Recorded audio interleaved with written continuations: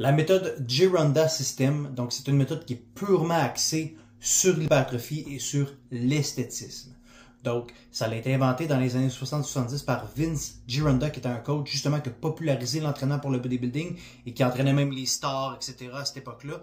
Donc, ça a été une méthode qui a été utilisée pendant très longtemps et qui a été modifiée par plusieurs grands coachs à travers le temps. Donc, en quoi cette méthode-là consiste? En fait, c'est une exposition répétée à un même stimuli, donc avec comme objectif de builder un maximum de fatigue à travers les séries et que le corps doit créer une adaptation par rapport à ça, notamment de builder de la masse musculaire. Donc, la méthode la plus connue, c'est le 6x6. Donc, le 6x6, en fait, c'est qu'on va prendre un exercice, on va effectuer 6 séries de 6 répétitions. Par contre, on n'utilisera pas la charge qu'on prend pour un 6 RM conventionnel. Sinon, ça va nous demander en fait de prendre des pauses qui sont très longues et on va se rapprocher plus d'un entraînement de force.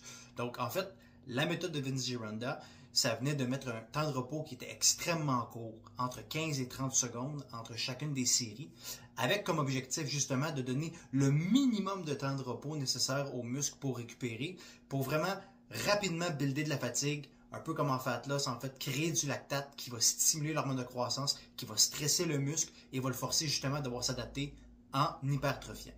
Donc, pour la charge, vous comprendrez qu'on ne prend pas la charge maximale pour un CCRM.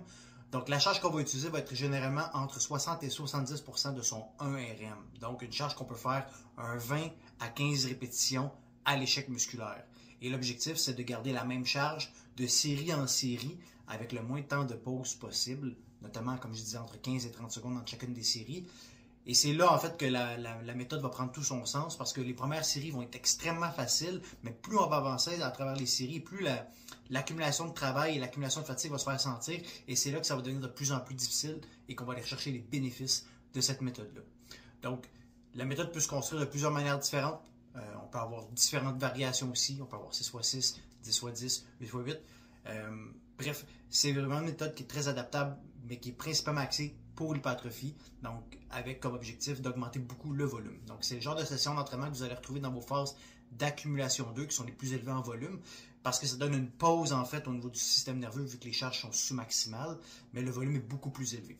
Donc, on peut cibler plusieurs groupes musculaires à la journée différents, donc ça peut sortir même d'un split conventionnel d'hypertrophie par justement le fait que cette méthode-là va nous mettre beaucoup d'exposition.